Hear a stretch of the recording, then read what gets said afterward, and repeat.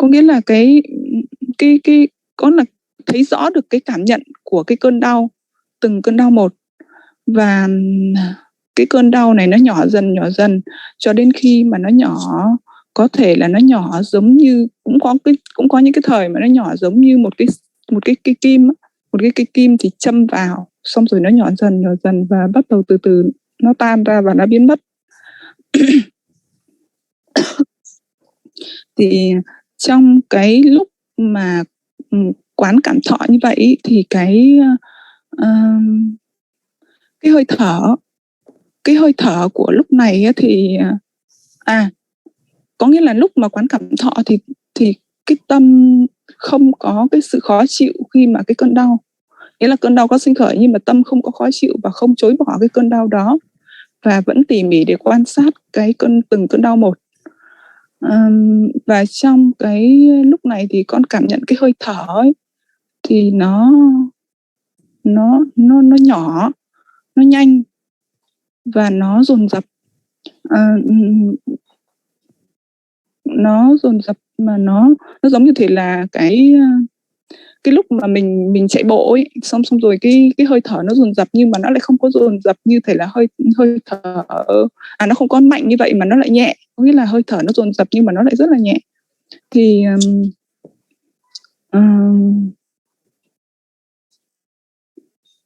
cái có nghĩa là con có hiểu là cái ví dụ như thế là cái sự tâm si thì nó là sự không hay biết, nhưng mà cái lúc này thì cái cảm thọ này thì nó lại là hay biết tất cả mọi các đối tượng, nó đan xen vào nhau.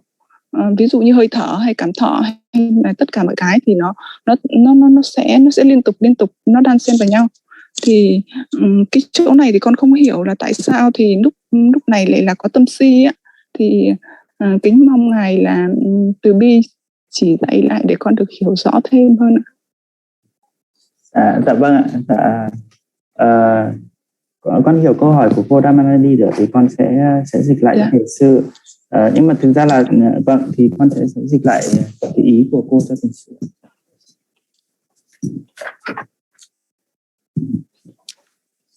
Yes, Devante, her question is about she not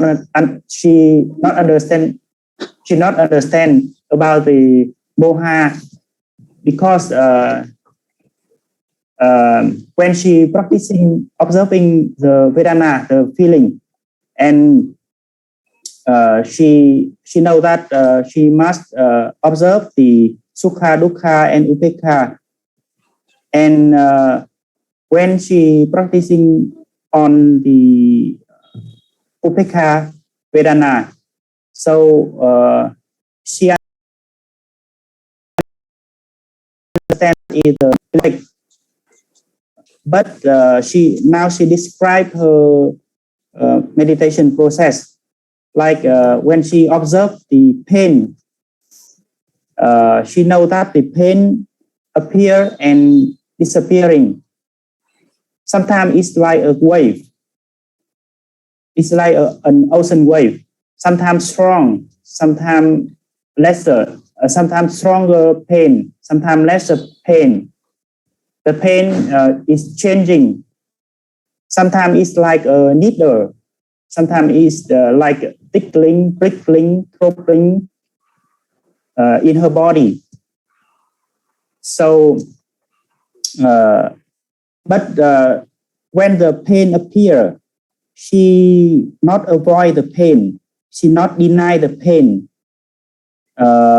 But when the pain appear, her breath moving so fast, but very subtle, and she know very clear about her feelings. But her question is about she not understanding very clearly about the moha state. Why it is the upekha is the it's not the pleasure feelings and it's not the unpleasant feeling.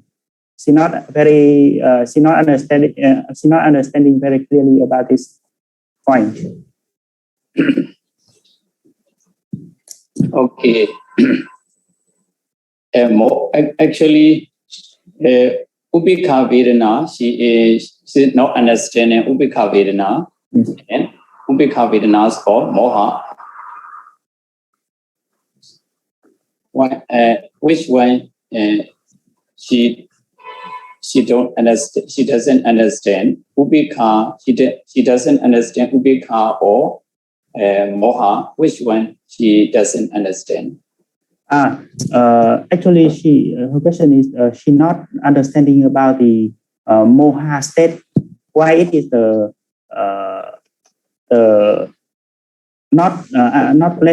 unpleasure, not seeing, not feeling the unpleasure and not unpleasant feeling.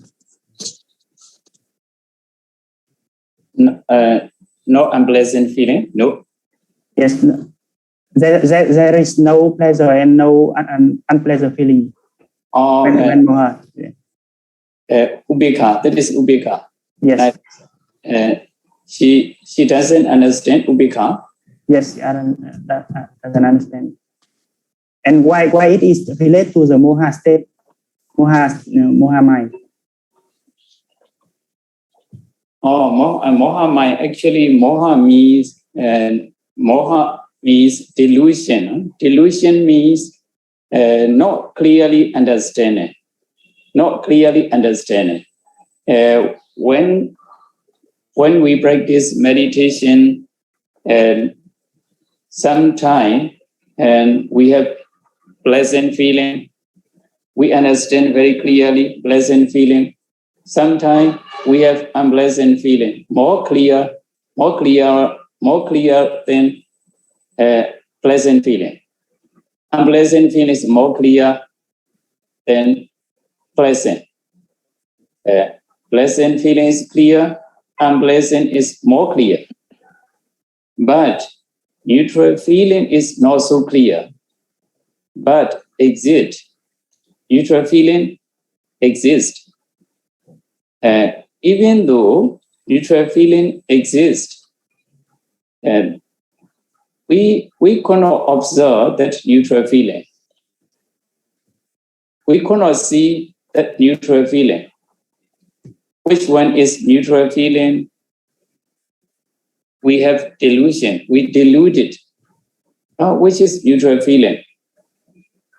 And which one is neutral feeling? We have delusion. Because of the delusion, we cannot understand neutral feeling very clearly. Neutral feeling very clearly. Why we could not understand neutral feeling very clearly? Because of delusion, because of moha. Because of moha. And for example, I have already explained you, and there was deer kinds of animal, kinds of animal in the forest. Deer. Yes. Deer had crossed the stone, flat stone. Deer crossed flat stone. From this side to that side. Deer and cross the flat stone. From this side of flat stone to next side. And at that time, and at the night time, deer cross over the flat stone. At the morning, someone said, at the morning, someone saw footprint of the deer. The footstep of the deer. Someone saw footstep of the deer at the morning. He told, last night, deer must go from this stone, flat stone. Deer must go from this flat stone. How do you know? Did you see? One deer is going on the stone. Did you see? I didn't see, but I see the footstep, the footprint. I saw footprint. At the beginning of the flood stone, there is footprints. One footprint is there.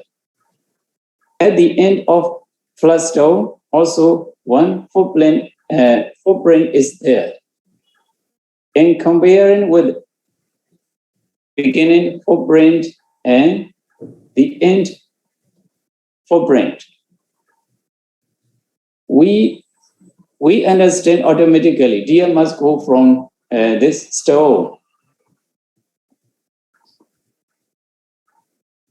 Similarly, at the beginning, footprint is like pleasant feeling. At the end of the end footprint is unpleasant feeling. On the stone, there is no footprint. That is neutral feeling. Neutral feeling. That is like neutral feeling.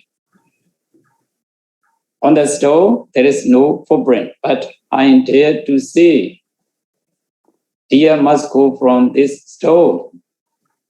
Did you see in person? No, I didn't see in person, but I dare to say, deer must go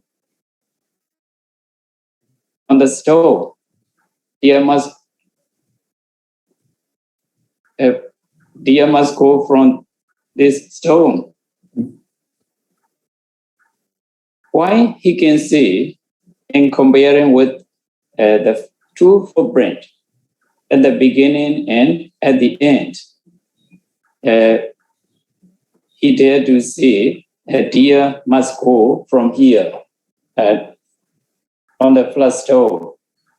Like that, Ubeka Vedana is not so clear like the footprint on the flood stone. We cannot see any footprint on the stone. Like that, Ubeka Vedana cannot see very easily. Very easily. We cannot see Ubeka Vedana very easily. It's difficult to see. Even though we cannot see Ubeka Vedana, it is very difficult to see Ubeka Vedana. We don't have to say no Ubeka Vedana. We don't have to say no Ubeka Vedana.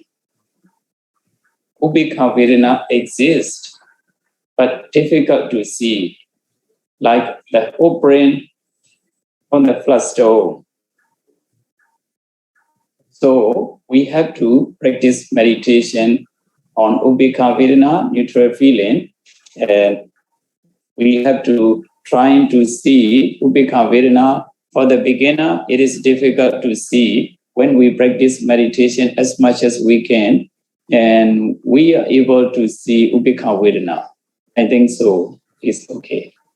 Yes.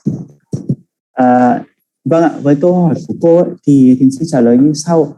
Thì thực ra là cái ở đây thì là cái tâm mà cái thọ trung tính hay còn gọi là thọ xả ở đây khi mình quan sát ấy, thì nó liên hệ với cái tâm si nó như thế nào. Thì thực ra thiền sư đầu tiên thiền sư giải thích là cái tâm si ở đây á, là cái tâm là cái việc để giải thích bằng tiếng Việt ấy, thì nó là cái việc mà mình không hiểu nó được một cách rõ ràng, là không thấy được nó một cách rõ ràng. Và như vậy á, thì ở đây á, có khi mà mình quan sát, mình thực hành quan sát cảm thọ thì nó có 3 cái loại cảm thọ là dễ chịu, khó chịu và cảm thọ trung tính. Thì theo cái mức độ thì cái cảm thọ khó chịu là cảm thọ mà dễ thấy nhất, là đau cái là mình thấy ngay, đúng không ạ? Và sau đó là cái cảm thọ dễ chịu là sẽ dễ thấy thứ nhì. Và cái cảm thọ mà thọ trung tính hay còn gọi là thọ xả, hay còn gọi, nó có 3 cách gọi đấy ạ. Thọ trung tính, thọ xả hay là không dễ chịu cũng không khó chịu ấy, là cái này thì nó lại rất là khó quan sát. Đấy, Tại sao nó lại khó quan sát? Tại sao mà một người mà không thể quan sát được? Là chính bởi vì cái tâm mê mờ, cái tâm si, hay là thực ra là cái tâm mê mờ ở đây, nếu mà dịch đúng ra như thiền sư nói là bởi vì chính nó che mờ đi, nó che mờ đi, cái tâm nó che mờ đi nên mình không thể nhìn thấy cái cảm giác được. Đấy, nó đôi lúc nó che mờ đi cái cảm giác, và chính bởi vì cái sự mê mờ đó nên là ta không nhìn thấy được cái cảm giác đó. Đó. Và ở đây thì để mà mình hiểu rõ hơn thì thiền sư có ví dụ cái câu chuyện mà một con hươu rừng nó nhảy qua nhảy qua một cái tảng đá bằng phẳng. Thì như vậy thì một con hươu khi mà nó ở phía bên, ví dụ như nó ở phía bên trái và nó nhảy qua phía bên phải của một cái tảng đá phẳng, thì vào buổi đêm thì khi mà nó nhảy, một con hươu nhảy từ phía bên trái sang phía bên phải ở giữa là một cái tảng đá phẳng, thì vào buổi sáng hôm sau, một cái người thợ săn người ta nhìn thấy cái dấu chân hươu ở bên phía trái này, và người ta nhìn thấy dấu chân hươu ở bên phải cái tảng đá này, thì người ta mới nhận định rằng là có một con hươu nó đã nhảy qua từ phía bên trái sang phía bên phải. Và thiền sư nói rằng là người ta có thể khẳng định như vậy là bởi vì nhìn thấy cái dấu chân hươu. Và như vậy thì thiền sư nói rằng cái dấu chân ở phía bên trái này thì nó liên quan, nó chính là cái thọ nó tương đương với cả cái thọ dễ chịu, bởi vì nó nhìn thấy ngay cái dấu chân mà nó dễ thấy quá, nó dễ thấy nên là nó tương đương với cả thọ dễ chịu. Còn dấu chân ở phía bên phải kia kìa, là cái nơi mà nhảy qua, là cái nơi mà thọ khó chịu, là nó xuất hiện. Thế còn ở giữa cái đoạn ở giữa khe đá nó không thấy dấu chân, đúng không? Không thấy dấu chân, mình không có dấu chân bởi vì cái tảng đá nó màu phẳng, nó bằng phẳng, và con hươu nó lại nhảy qua cái tảng đá nữa, nên là ở giữa cái tảng đá màu phẳng đấy nó không để lại dấu chân hươu. Đó, như vậy là mình không nhìn thấy cái dấu chân nào ở đây, thì giống như là mình không nhìn thấy cái cảm thọ ấy, mình không nhìn thấy cái dấu chân hươu nào ở đây, thì đó chính là cái việc là nó thì cái phần ở trên tảng đá phẳng mà không có dấu chân đấy thì nó chính là cái phần mà thọ trung tính, hay là thọ xả, hay là thọ không dễ chịu ấy. Và ở đây thì thiền sư nói rằng là thực ra cái thọ trung tính này là nó luôn luôn có, nó luôn luôn ở đấy, nó luôn luôn có đấy. Nó giống như cái cảm thọ. Vì sao mà thiền sư nói rằng là cảm thọ khó chịu là dễ thấy nhất? Vì đau cái là mình biết ngay. Cảm thọ dễ chịu thì khó thấy hơn một chút, là vì đôi khi là tâm mình phải định một tí thì mình mới thấy cái cảm thọ dễ chịu. Nhưng mà cái cảm thọ mà thọ xả hay thọ trung tính đấy, nó cũng giống như hai cái thọ kia thôi, nó luôn có ở đấy, nhưng mà vì cái tâm của mình nó chưa đủ nhạy bén, hay là tâm mình nó tâm nó không đủ nhạy bén nên mình không có phát hiện ra được, mình không có thấy được cái tâm đó. Đó. Thế cho nên là thiền sư nói rằng là cái thọ xả này nó luôn luôn ở đó thôi, mình không phải tìm kiếm gì cả. Chứ có lúc hành thiền mình không phải tìm kiếm nó, mà bởi vì bởi tâm chưa đủ nhạy bén nên mình không thấy. Và thiền sư nói rằng đối với những cái người hành giả sơ cơ ấy, những người mới thực hành ấy, thì cái thọ xả này sẽ hơi khó thấy, nó sẽ khó thấy, bởi vì là tâm nó còn chưa có bén, nó còn mê mờ, chưa có đủ bén. Thế cho nên là mình cứ thực hành dần thì mình sẽ phát hiện ra được cái tâm mê mờ, được cái xin lỗi, khi mà mình thực hành dần ấy, mình sẽ thấy được là cái tâm xả này, cái tâm thọ trung tính, không khó chịu cũng không dễ chịu này. Đấy. Còn về cái từ si á, thì thiền sư nói rằng cái từ si đấy là mình phải hiểu là cái từ si đấy là mình không nhận thấy được, mình không nhận thấy được đó, mặc dù nó có ở đấy đấy, đúng không ạ? Giống như là cái thiền sư nói đấy, ví dụ minh họa mà cái việc là con hươu đấy, đúng là nó có đi qua đấy đấy, nhưng mà nó có nhảy qua đấy đấy, nhưng mà giống như trên tảng đá phẳng ấy, mình không thể nhìn thấy được, mình không nhìn thấy dấu chân ở trên đấy được. Thì giống như cái tâm si ấy, là mình không có phát hiện ra được cái thọ cảm thọ ở đấy. Đấy.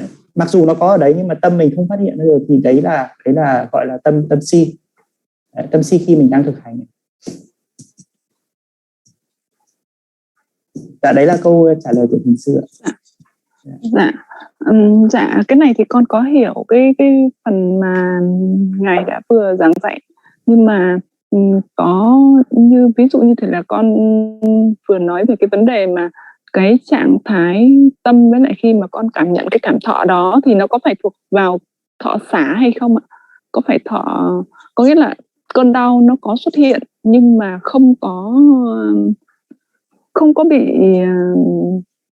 nghĩa là cũng không có cảm thấy bị dính mắc vào cái cơn đau, không có cảm thấy muốn chối bỏ nó, mà vẫn cứ tỉ mỉ để quan sát từng cái cơn đau nhỏ một.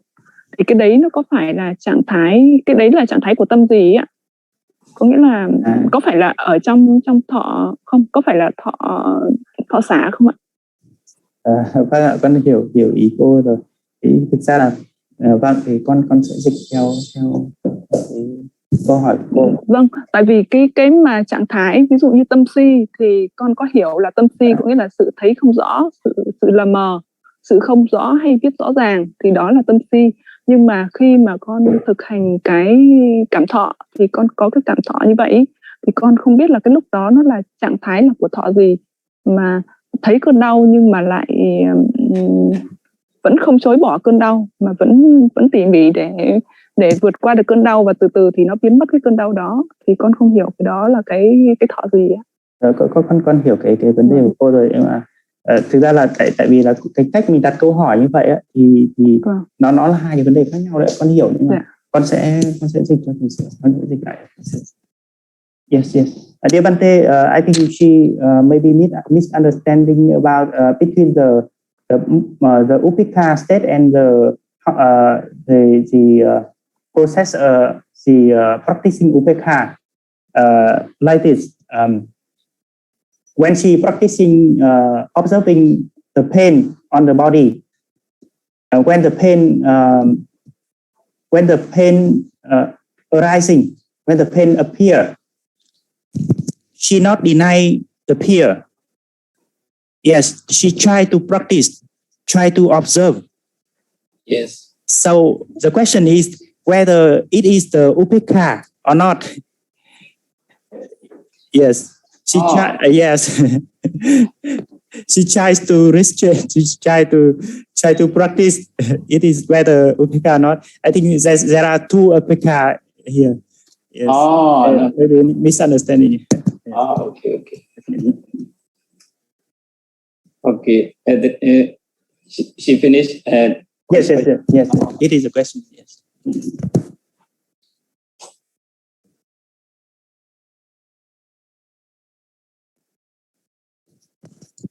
Yes, it is a question. So please, Bante, explain to her the whether. Yes. She understand appearing of. Sorry. Yes. She like this. She understanding the moha state. She understanding the upeka vedana, but she doesn't understand when she practiced observing the pain in arising. The pain arising. Yes. And she try to restrain the pain. She try to observe the pain. So yes, whether it is the upeka arising on her. So it is because of this upeka. So she could continue to yes. This is no upeka. This is no upeka. Yes, and that is no upeka. She when she practice meditation on pain, and she see arising of pain, and she trying to try to restrain. Not deny. She not deny the pain, but continue to observe the pain. Yes, pain. She's observing that pain, and then restrain. So yes. Okay. Restrain. Yes. Avoid. Yes, not avoid the change. Not deny the pain. Yes, not deny the pain. Yes. and continue to observe the pain. Yes, she is observing that pain, and then the point here is she stand on the pain. She not deny the pain, but continue to observe the pain. Yeah. What? Yes. So in that case, it is because of her upekha, her upekha chitta arise. So she could not stand the pain. She could not restrain the pain. She could continue to practice on observing on the pain. Not. No, she have to observe. She have to observe. No, that is not ubekha. She have to observe. Yes, continuously. She have to observe. No, ubekha is not like that. Ubekha means neither pleasant nor unpleasant. That is ubekha. Ubekha is really clear. I have already explained you. The first forebrain is an pleasant feeling. Beginning forebrain is pleasant feeling. The end forebrain is an unpleasant feeling. Middle flush is a neutral feeling. Neutral feeling is not so clear. Not clear as pleasant. Also not so clear as unpleasant. Yes. Neither pleasant nor unpleasant. That is ubekha. How practicing meditation is not, that situation is not ubekha. Not ubekha. Yes, okay. Vâng ạ, như vậy thiền sư trả lời trong cái trường hợp mà cô đang thiền như vậy thì nó không phải là upekha đâu ạ, nó không phải là xả ở đây đâu ạ. Thì như thiền sư có trả lời là như cái bài dạy của thiền sư thì có 3 loại thọ như vậy, thì cái thọ xả ở đây thì mình hiểu là thọ không dễ chịu và không khó chịu thôi ạ. Mình hiểu ngắn gọn là như vậy. Nghĩa là không dễ chịu, không khó chịu, nó giống như là cái tảng đá phẳng đấy ạ. Thế còn vâng, đấy là lời giải thích của thiền sư. Dạ.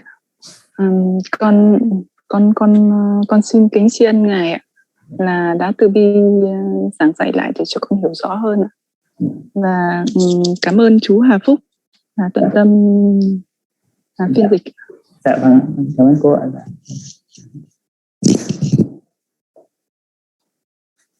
Vâng ạ, con xin nhờ ban tổ chức chiếu câu hỏi.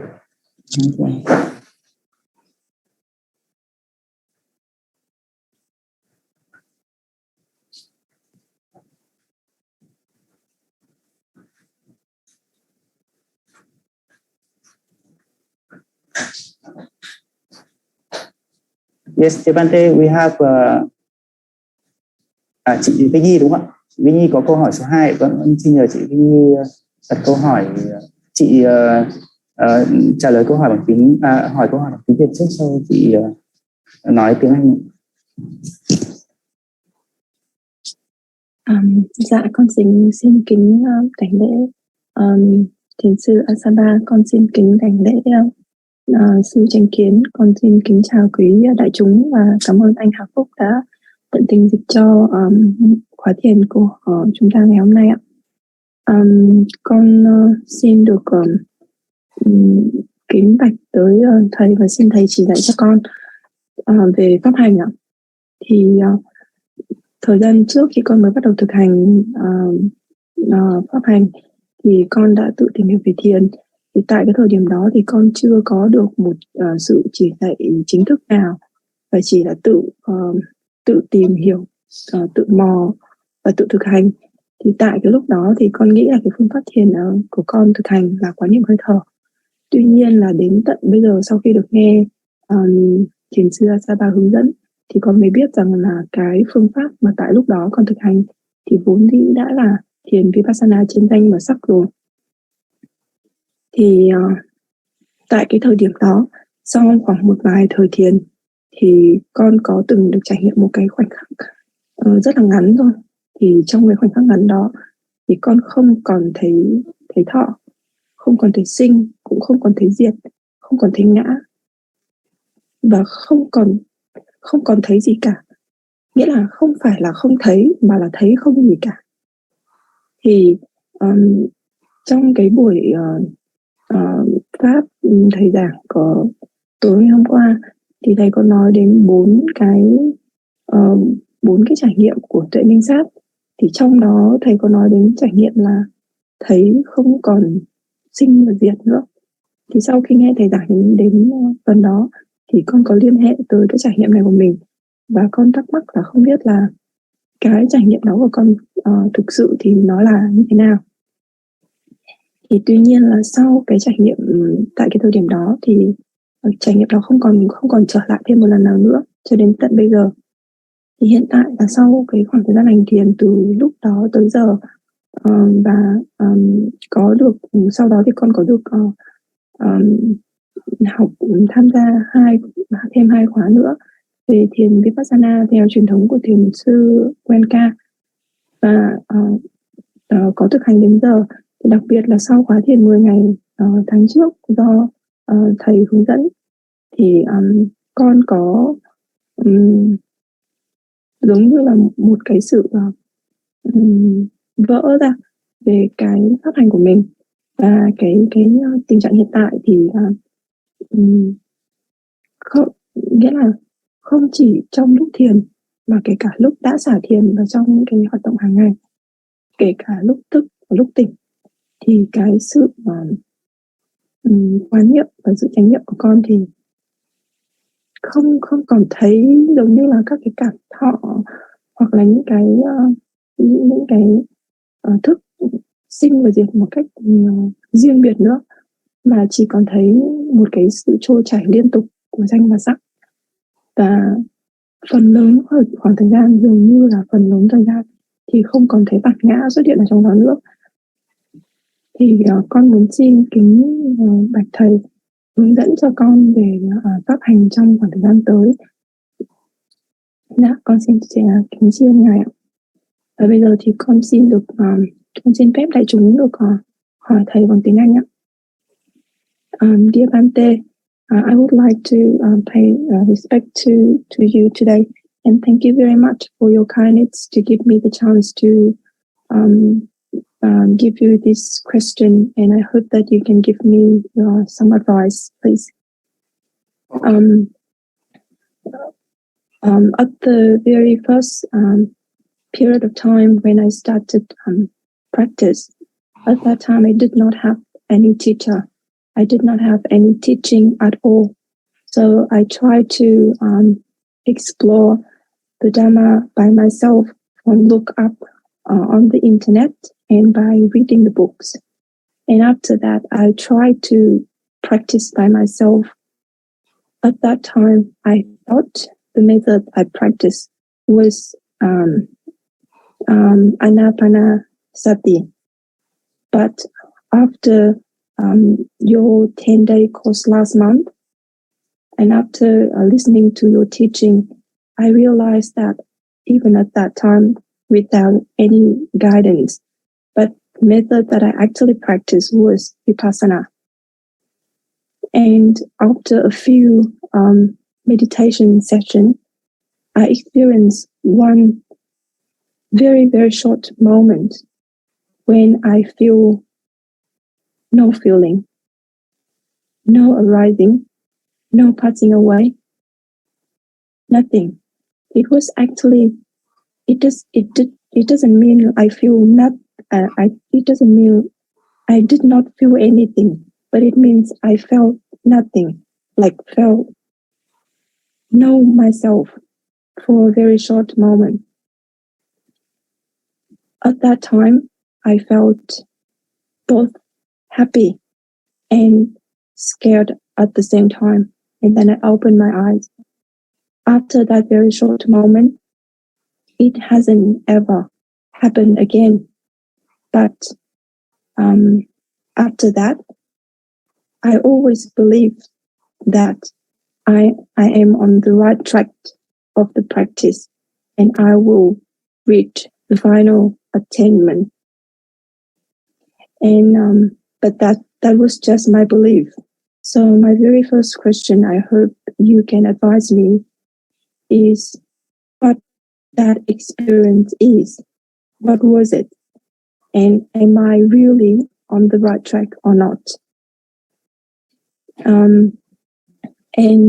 The second question is now, like from that time until now, I have been practicing very thoroughly and practice every day with meditation and listening to Dhamma and reading book.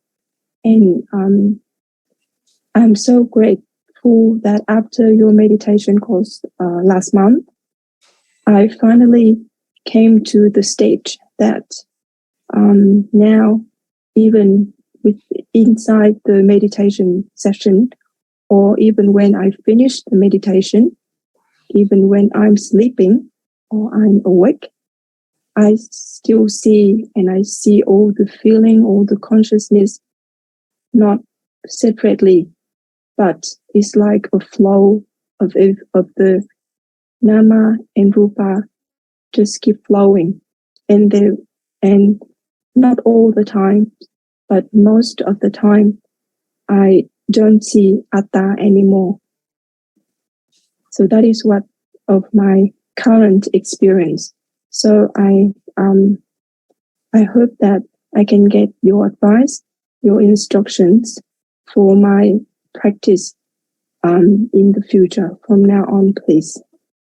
And thank you very much for your kindness. Okay, the first question. The first question is, when you practice meditation,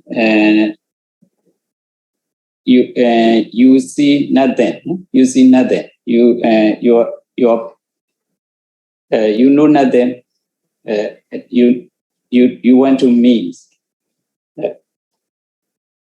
And calm down. You calm your mind, become peace. But you have no any other feeling at that situation. And at the time, at first, you are happy and then you scare also. And I think so. What is the first question? Yes. So the first question is that the experience at that time is like, I still can remember exactly, like I was sitting there, I was observing the breath. But it's not the breath at the nostril, but it's like the flow of the breath from the beginning at the nostril, coming in and coming in, and then going out, and it keep stay with the flow of the breath for a few breaths, and then suddenly it's like everything just turn off, like no more breath, no more feeling, no more consciousness, no more light, but it's just like the explosion of happiness. And then at the same time, I just like, even the moment was very short, but I had enough time to question myself, what was it? And then I was a little bit scared. What was it? Like something so surprised. Yeah, that situation, and you have no more feeling, and no more feeling, no mind, no feeling. That situation is good. You have no feeling and other, and no objects clearly there. And maybe your mind is become calm down. Your mind is become calm, peace. You have no feeling, no any other feeling, is no any other different mind or different feeling. At the time, that situation is good because of your meditation. That situation is good. That is a great situation. to attain that level, we have to take time. That is a very great situation, but you are feeling happiness on that end, scare of that object is no good. And on that situation, you have happiness and scare on that situation. That is not good. That is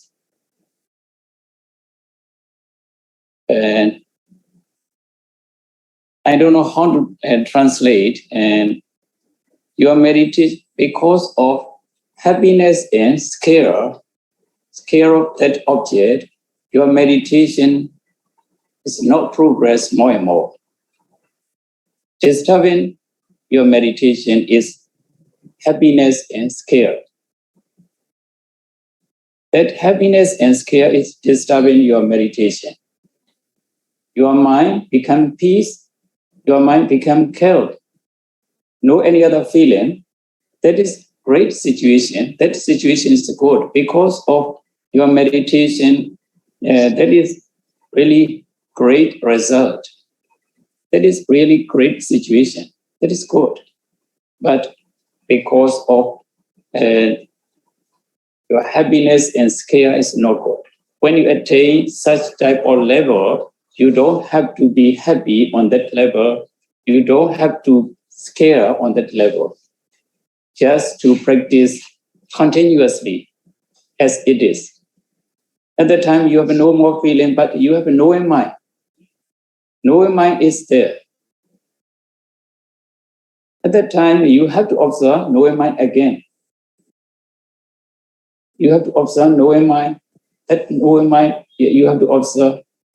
When you observe that knowing mind, you may see arising or disappearing. Maybe you may see, depend on your knowledge, you may see anything. Whatever you see, you have to observe it. If you are seeing arising, it's okay, doesn't matter. If you are able to see a disappearance of knowing mind, that is better. Whatever you see, it is a good situation, it is good. You have to observe that knowing mind. If you have no more feeling or no more mind and nothing,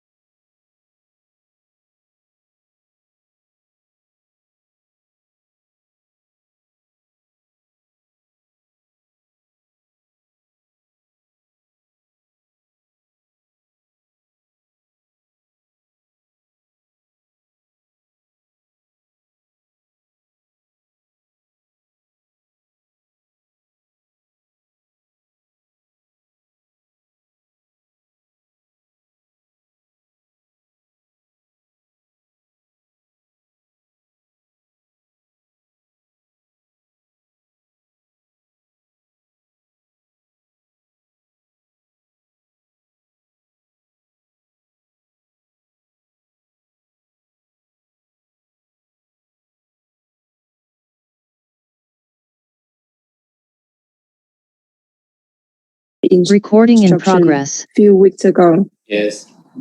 Now, my current state now is that I like even sleeping or awake, even in the meditation or after meditation sitting session, I see Nama and Rupa just flowing. And most of the time, I don't see just to see Nama and Rupa, and I don't see Atta there anymore. So I hope I hope to know the current stage and what I should keep doing. Yes, Nama Rupa, you see Nama Rupa only, no Atta anymore. That is a good situation. Nama Rupa, how do you see Nama Rupa? And when you see Nama Rupa? Okay, yeah. So for example, like for example, when you give this example, you always say we have to observe the consciousness or the feeling that now, for example, now when I'm talking to Bante, what I see is this body. It's just the body is talking. Is making the action of talking. Yes. And I see the consciousness of the sound, and I see the feeling of the body when the breathing is happening. The breathing is happening. The heart beating is happening. Just that, and I see the action of thinking. So I just see all the action just happening.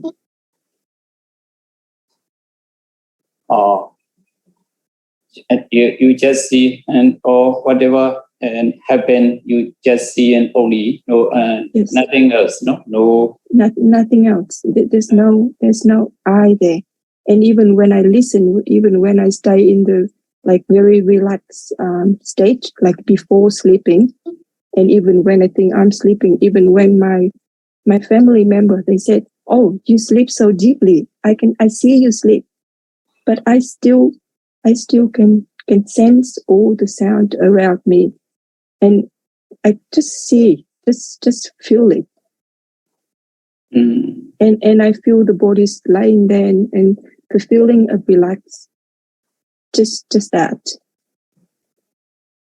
Yeah, that is also a good situation. Yes, you see whatever object is arising there, whatever object is happening, you you see that as it is, as they really are. You see, you're able to see, and nothing else, no Atta, no I, no myself, and something like that.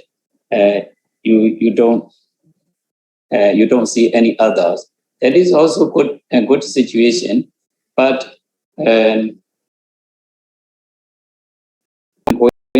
give you instruction is whatever object is arising in you, just to observe,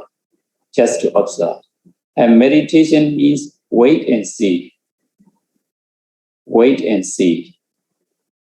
No need to look for. Meditation means, inside meditation means wait and see. Whatever object is arising there, observe it. Whatever object is arising there, observe it. Good or bad doesn't matter. Even the bad object is arising in you, observe it. And like you have to wait and see. For example, like swan. Last month I have given example some kinds of bird. Swan. And swan means long nose, white color birds. Kinds of birds. That is called, I think, swan. And long nose, white colors. And it was waiting at the beach. That bird was waiting at the beach to catch fish.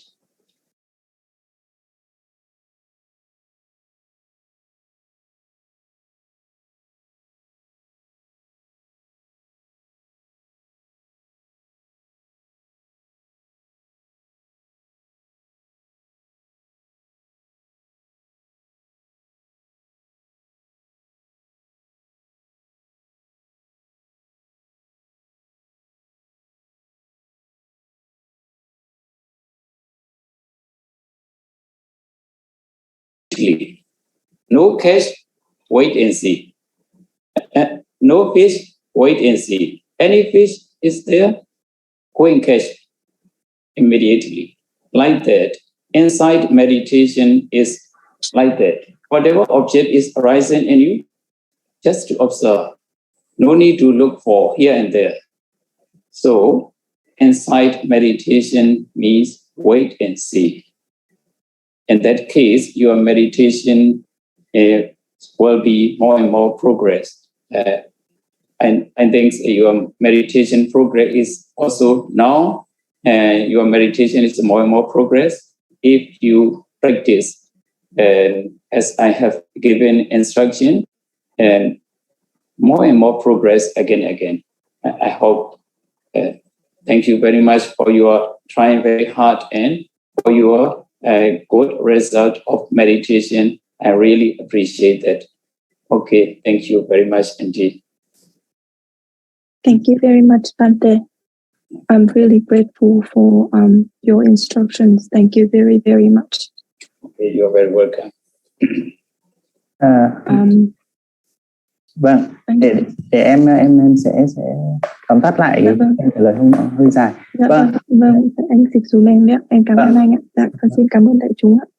Vâng ạ, kính thưa quý vị hành giả, thì cái câu hỏi của chị Vinh Nhi có hai phần.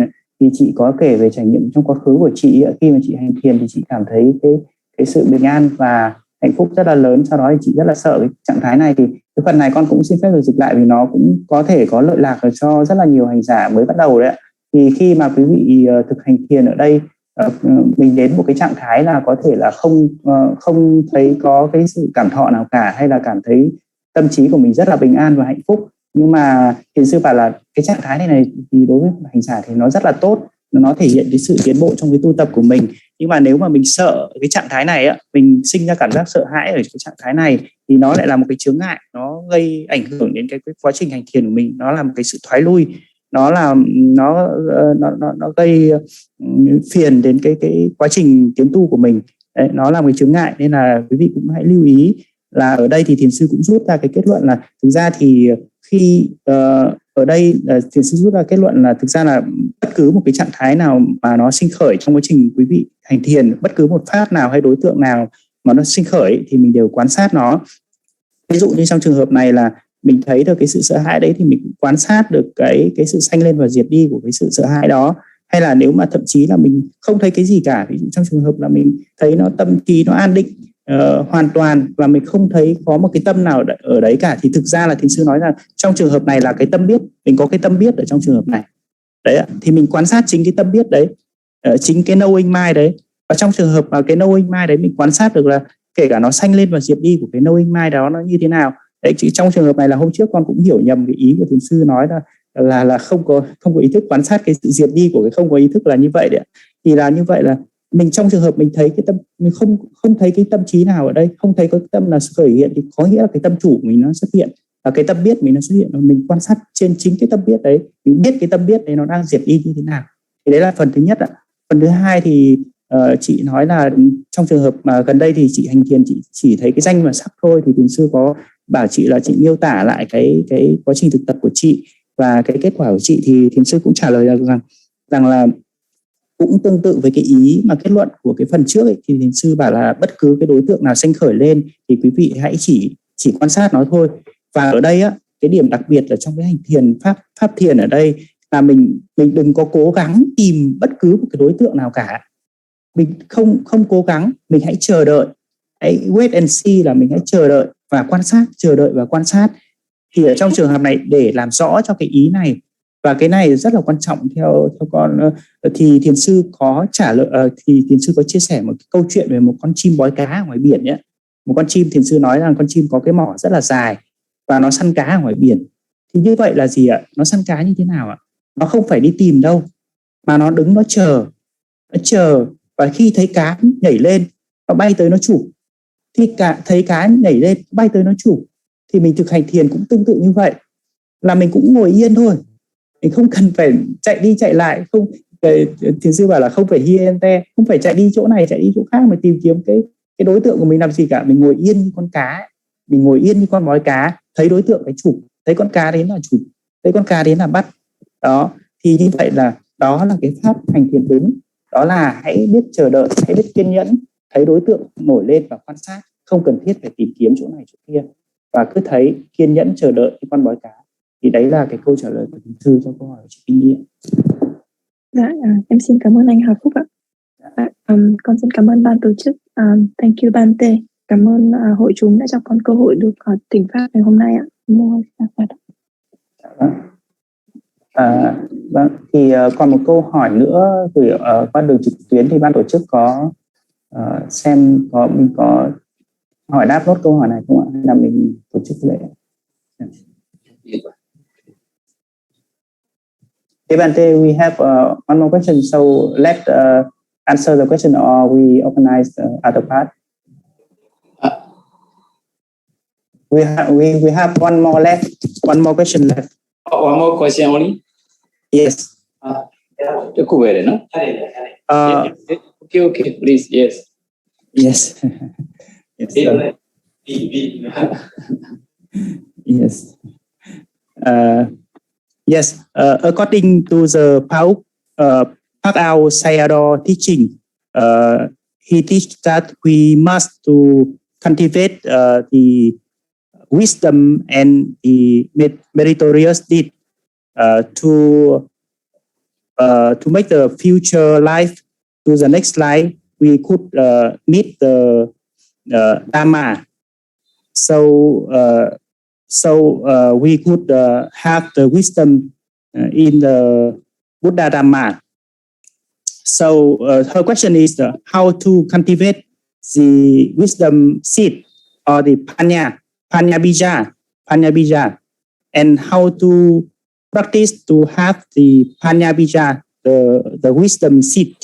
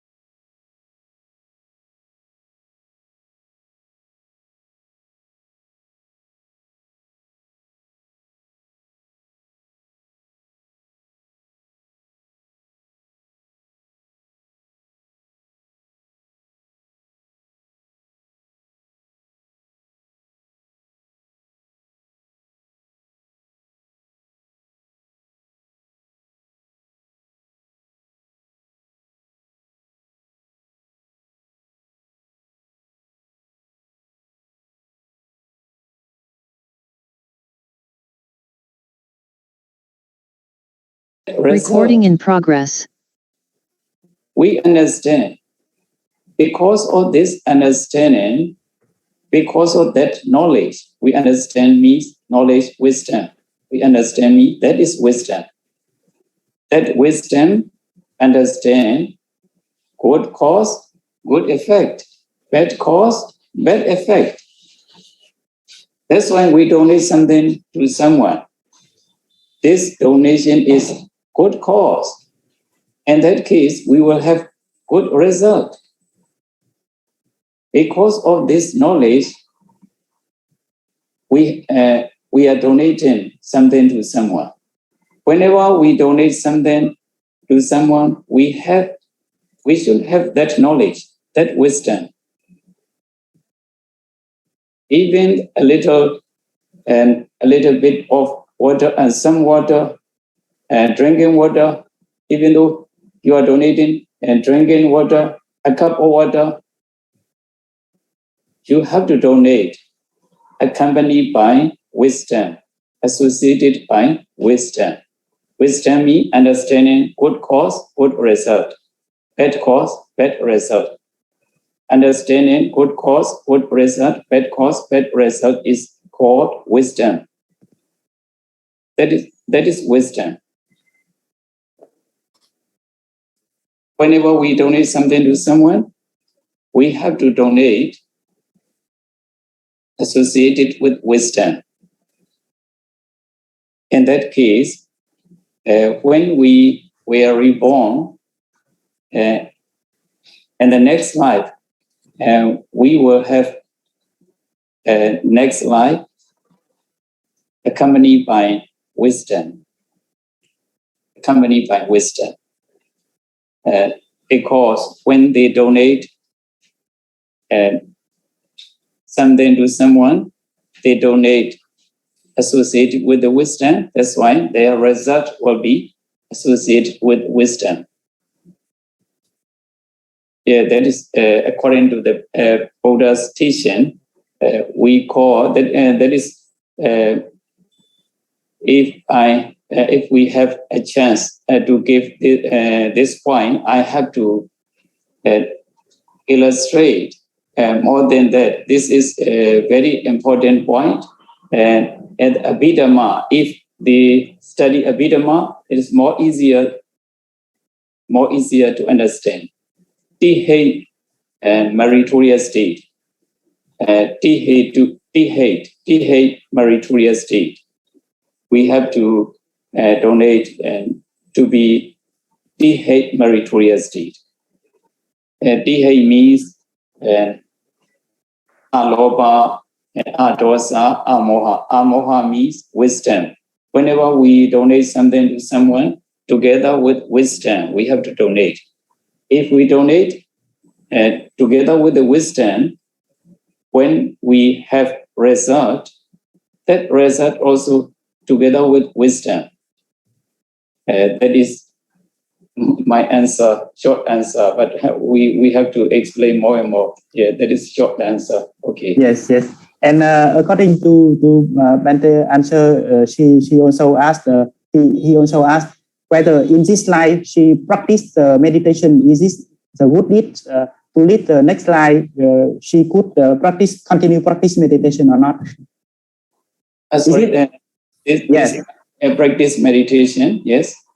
If this moment she practiced meditation, yes, and it is whether it is the good cause to make her next life, she will have the good result. It is the good result is the next life she could continue to practice meditation or not. It is a good deed or not. Oh, that is difficult to say answer that question. If they practice meditation in this life, next life also they have to practice meditation. That is not sure, not sure. But meditation is good. Yeah, that is also kinds of meritorious deed. If they were reborn in the next life, will be good result. Maybe they may practice meditation, even though they may not practice meditation, they have good mind, good result. Good mind, good result. That is possible, but not sure. Yes. The question is possible, but not sure. I could not guarantee. No, I could not. Yes, I understand. Yes. Vâng ạ, với câu hỏi của chị thì với câu hỏi của hành giả thì làm thế nào để ngắn gọn là làm thế nào để mình có thể tu tập được hạt giống minh và hạnh ở đây, thì thiền sư trả lời một câu trả lời và gồm cả hai phần này. Tức là hạnh có nghĩa là mình tu tập cái hạnh phước thiện ấy, thì như vậy là khi mà thiền sư nói rằng khi mà mình cúng dường thì mình cúng dường hay là làm thiện pháp thì mình phải cúng dường và làm thiện pháp với cả trí tuệ, với wisdom. Và cái trí tuệ này thì nó không phải là tri thức, Nó không phải là mình cũng, cái trí tuệ này không phải là mình có bằng tiến sĩ hay bằng giáo sư hay là bằng cử nhân đại học là có trí tuệ, mà trí tuệ ở đây là trí tuệ về lý duyên khởi, về nhân và quả. Đấy, khi mà mình hiểu biết là một hành động tốt sẽ có một kết quả tốt, đấy, một cái nhân tốt sẽ có một quả tốt, thì đó mới là trí tuệ, chứ không phải là bằng cấp đâu ạ. Và như vậy thì sự cúng dường, bởi vì khi mà chúng ta cúng dường có trí tuệ thì đó là một cách mà mình tu tập hạt giống minh và hạnh cùng một lúc đó. Thì dù cho mình cúng dường bất cứ thứ gì, có thể là một cái ly nước nhỏ hay là một cái chai nước, mà mình cúng dường với trí tuệ, cúng dường với cái sự hiểu biết về lý nhân quả, thì ở cái kiếp sau thì có thể là mình sẽ có một cái thì là mình đang tu tập, mình đang huân tập cái hạt giống trí tuệ đó. Và như vậy thì ở cái kiếp sau thì có thể là mình sẽ sinh ra với một cái hạt giống trí tuệ như vậy đó. Thì ở đây thiền sư cũng nói rằng là nếu như mà chị học về Abhidhamma, về vi dụ pháp thì mình sẽ hiểu rõ hơn về phần này. Có nghĩa là thiền sư nói rằng là ở đây thì nói về Aloba, Moha và Adosa, là khi mà mình thực hành với hành cúng dường hay là hành thiện pháp với cái tâm là không tham, không sân, không si. Và ở đây thì ví dụ như là thiền sư nói về cái tâm không si là Amoha, thì khi mà quý vị thực hành thiện pháp hay là cúng dường với cái tâm không si, thì cái kiếp sau thì có thể là thì mình đang tu tập một cái huân tập một cái hạt giống trí tuệ, và kiếp sau mình có thể có cái hạt giống trí tuệ. Và cái phần 2 của chị, phần 2 là chị hỏi về cái việc mà mình thực hành thiền ở kiếp này thì liệu nó có là cái nhân lành để cho kiếp sau mình có thực hành thiền hay không, thì thiền sư nói rằng là chưa chắc đâu ạ. Cái này thì thiền sư không dám khẳng định, bởi vì là kiếp mình thực hành để có một cái tâm an tịnh, để có một cái trí tuệ thì có thể thôi, có thể là kiếp sau thực hành thiền ở kiếp này thì kiếp sau mình có thể thực hành thôi. Nhưng mà thiền sư nói rằng là không chắc đâu. Nên là ở kiếp nào, ở cái thời điểm nào mình thực hành thiền là mình giúp cho cái tâm của mình được sáng, giúp cho cái tâm của mình được có trí tuệ ở cái thời điểm đấy. Đó là cái câu trả lời của thiền sư ạ. Yes, Bante. Okay, I would like to put build a little bit more. Yes.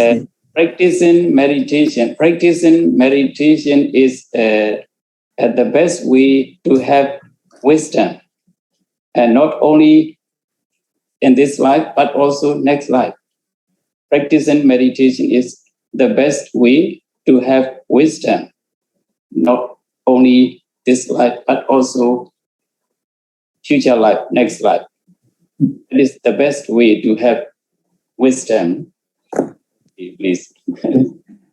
Và thiền sư có lưu ý cái lưu ý này thì chắc là buổi nào thì quý vị cũng đã nghe, và thiền sư vẫn muốn nhấn mạnh với cả tất cả hội chúng chúng ta là đó là để mà có trí tuệ thì việc thực hành thiền là cái điều tốt nhất mà cần phải thực hiện, hay là ngược lại là việc thực hành thiền là cái con đường tốt nhất để có trí tuệ, không chỉ kiếp này mà các kiếp sau nữa. Cho dù bất cứ ở thời điểm nào, dù kiếp này hay kiếp sau, thì việc thực hành thiền là cái việc con đường duy nhất và việc làm duy nhất có thể dẫn đến trí tuệ cho quý vị. Yes, Bante. Okay. And Bante, please kindly give 1 or 2 minutes more. I want to ask the question of the Dhammanandi to be more clear. I think she misunderstanding about the Vedana Upekha and Vipassana Upekha. She must misunderstanding the concept between the two concepts, the Vedana and the Vipassana Upekha. Yes. Because yes, she described very clearly about her meditation experience. She could observe very clearly her feelings. Yes. But when the pain arising, so she tried to practice, and whether it is a Vipassana Upekha or not, she misunderstanding here this point, the Upekha. Yes. Okay. Because of her misunderstanding, I have also too much moha. No. It's because I translate to not good. So Bante. My English is also very bad, so I could not understand very clearly. Okay, doesn't matter. Yes. Vâng ạ, con xin phép tại lúc nãy thì cô Dhammanandi có hỏi về câu hỏi về xả đấy ạ. Thì con cũng cố hỏi thiền sư thêm là cái xả này nó như thế nào. Thì thực ra là cái xả này nó có hai cái khái niệm là thọ xả và hành xả đấy ạ. Thì cái trong trường hợp của cô ấy thì cô quan sát rất là tốt cái cảm thọ của mình. Thì đấy là đấy không phải là mình si đâu ạ. Mình quan sát được tốt cái thọ xả mình, đấy là mình cái việc mình quan sát rất là tốt. Nhưng mà cái thọ xả thì như thiền sư đã nói rồi, thọ xả ở trong cái trường hợp trong bài giảng này nó là thọ không dễ chịu và không khó chịu, mình hiểu như thế là được rồi. Thế còn trong quá trình mà cô thực hành mà cô có cái tâm xả, cô cứ giữ cho mình cái tâm quân bình với những cái cảm xúc sinh ra thì đó là hành xả. Thì cái khái niệm này nó mình hiểu cho đúng cái khái niệm, bởi vì nói chữ xả thì nó có thọ xả và hành xả nó hơi khác nhau một chút. Yes, Bante.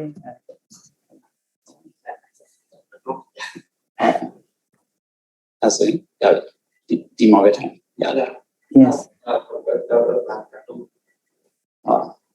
Dạ vâng, thưa sư, bây giờ mình làm lễ kết thúc đúng không? Dạ vâng ạ. Tia Bante. Yes, okay.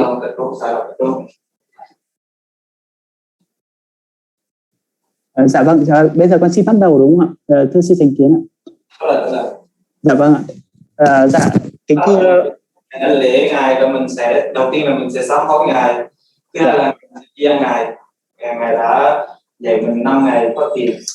Dạ vâng ạ. Dạ vâng. Dạ. So dear Bante, now we would like to ask for forgiveness. Yes, okay. Yes. Vâng ạ, kính thưa quý vị hành giả, thì như vậy là chúng ta đã kết thúc cái khóa thiền 5 ngày. Và bây giờ là những cái thời khắc mà chúng ta sẽ xin sám hối thiền sư và xin tri ân thiền sư về khóa học mà chúng ta đã học 5 ngày.